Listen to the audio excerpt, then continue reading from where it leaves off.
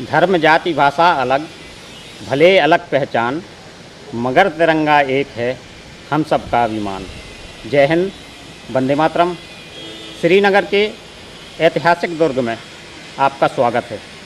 आज हम हर्षोल्लास के साथ आज़ादी का अमृत महोत्सव मना रहे हैं, लेकिन हमें आज़ादी दिलाने में अनगिनत वीरों ने बलिदान दिया है और भीषण यातनाएं सहन की हैं। यह ऐतिहासिक दुर्ग ऐसे ही आज़ादी के प्रसंगों का साक्षी है, जब क्रांतिकारियों ने स्वाभिमान के लिए अपना तन मन धन सब कुछ समर्पित कर दिया। तो आइए चलते हैं कुछ ऐतिहासिक प्रसंगों के साथ श्रीनगर किले की यात्रा पर। हम श्रीनगर किले के उस भाग में खड़े हैं जहां श्रीनगर किले के राजमहल की सीमा शुरू होती है। राजमहल के यह ध्वंस पड़े अवशेष देखकर लगता है, और लोग भी यही सोचते हैं, कि समय के साथ यह भवन गिर गए हैं, जबकि वास्तव में ऐसा नहीं है।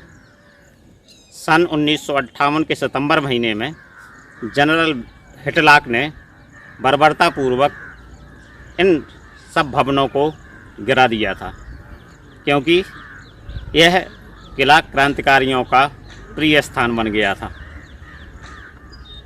इसलिए उन्होंने घुड़चढ़ी तोपों और पैदल पलटन के साथ इस किले पर आक्रमण किया था और इस किले पर बहुत ही निर्ममतापूर्वक ध्वंस की कार्रवाई संपन्न की थी।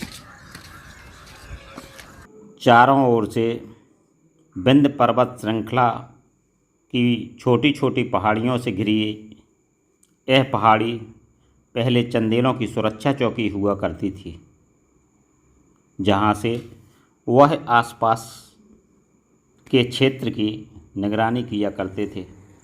महाराजा छत्रसाल के यशस्वी पुत्र मोहन सिंह ने 18वीं शताब्दी के शुरुआती वर्षों में यहाँ एक सुंदर किले का निर्माण कराया, जिसमें मोटी दीवारों को और मजबूती देने के लिए स्थान स्थान पर बुर्ज बनाए गए।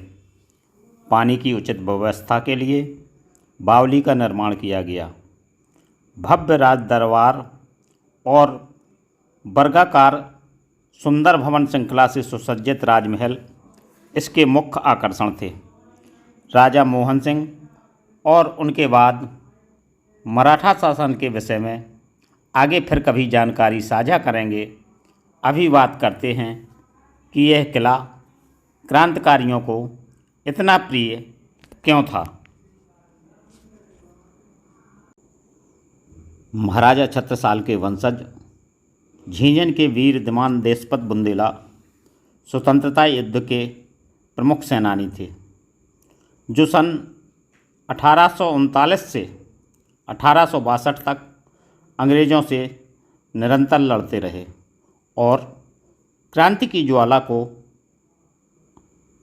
अपने अंतिम समय तक प्रज्वलित किए रहे। उन्होंने जैतपुर नरेश, राजा पारीक्षत, उनकी रानी गजमाला, जालौन की रानी ताईबाई, झांसी की रानी लक्ष्मीबाई तथा सेनापति तात्या टोपे के साथ समय समय पर कंधे से कंधा मिलाकर यशस्वी रीत से लड़ाई लड़ी। दिमान देशपत बुंदेला से अंग्रेज इतने परेशान हुए कि उन्होंने जब सीधे संघर्ष में उनसे जीत हासिल नहीं कर पाई, तो उनके ऊपर 10,000 रुपये का ब्रिटिश शासन से और 500 रुपये का छतरपुर रानी की ओर से इनाम घोषित करवाया। दिमान देशपत बुंदेला का सूचना तंत्र इतना प्रभावी था कि उन्हें अंग्रेज़ों की हड़ताल की खबर समय रहते मिल जाती थी। जब इनाम से कुछ बात नहीं बनी, तो 7 सदस्यीय ब्रिटिश दल उनके पास इसी श्रीनगर किले में घोषणा पत्र लेकर पहुंचा। इस समय हम श्रीनगर किले के पहले हिस्से में मौजूद हैं, वर्तमान में यहाँ प्रशासनिक संस्थाओं के द्वारा खेल उपकरण लगाए गए हैं और बच्चे स्वास्थ्य बनाने का काम करते हैं। कभी किले के इस हिस्से में क्रांतिकारियों की बैठकें हुआ करती थीं और जो उनके सेनापति और सरदार लोग थे, सब मिलकर अंग्रेज़ों पर कहाँ आक्रमण करना है, इस विषय में चिंतन किया करते थे। इस प्राथमिक विद्यालय में जो हमारे पीछे मौजूद है, यहाँ राजा मोहन सिंह का राज दरबार था।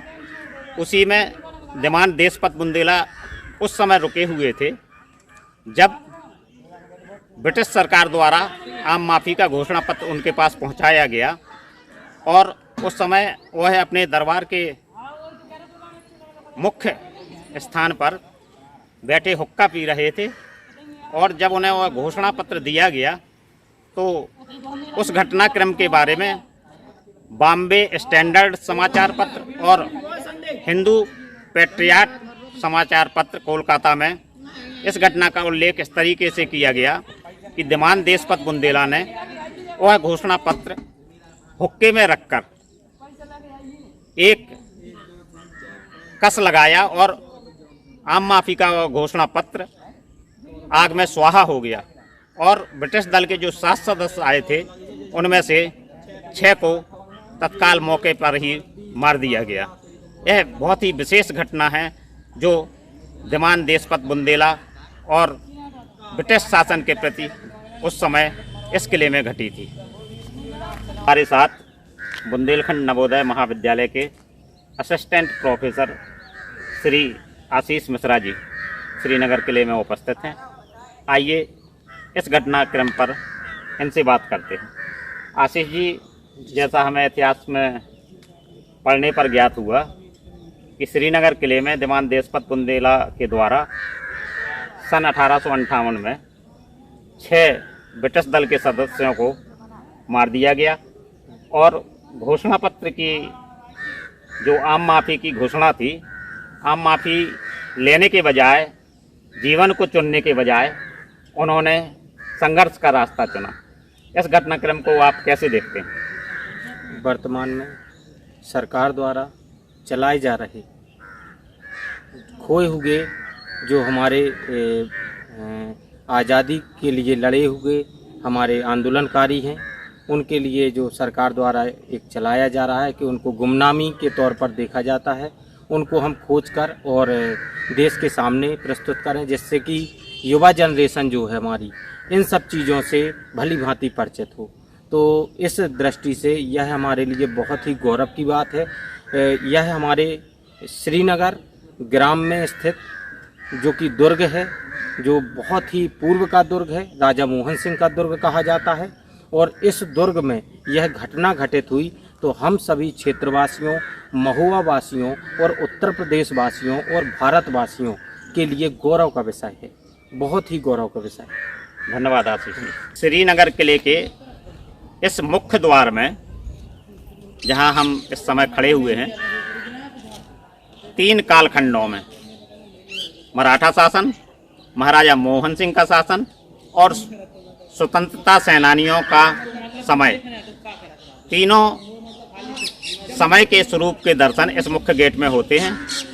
इस मुख्य द्वार के दोनों तरफ जो दीवारें हैं, इनका निर्माण महाराजा मोहन सिंह के द्वारा कराया गया था और मुख्य द्वार के ऊपर जो सिक्के का प्रतिरूप प्रदर्शित है, यह हमें मराठा शासन की याद दिलाता है, जब मराठा संघ के द्वारा यह सिक्का श्रीनगर की टकसाल से जारी किया गया था।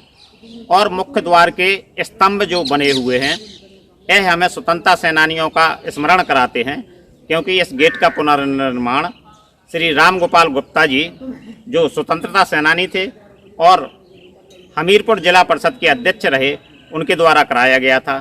तो 3 कालखंडों का सम्मिलित स्वरूप हमें इस मुख्य द्वार में दिखाई देता है। कुछ ऐसे व्यक्तित्व होते हैं जो नींव के पत्थर के समान ही रह जाते हैं। वह जीवन पर्यंत आदर्शों के लिए संघर्ष करते रहते हैं। वे प्रकाश में नहीं आ पाते, जबकि उनका योगदान बहुत बड़ा रहता है। ऐसे ही महान सेनानी दीवान देशपत बुंदेला का पुण्य स्मरण करते हुए स्वाधीनता संग्राम की इस कहानी को विराम देते हैं। फिर मिलेंगे एक नए घटनाक्रम के साथ। जय हिंद।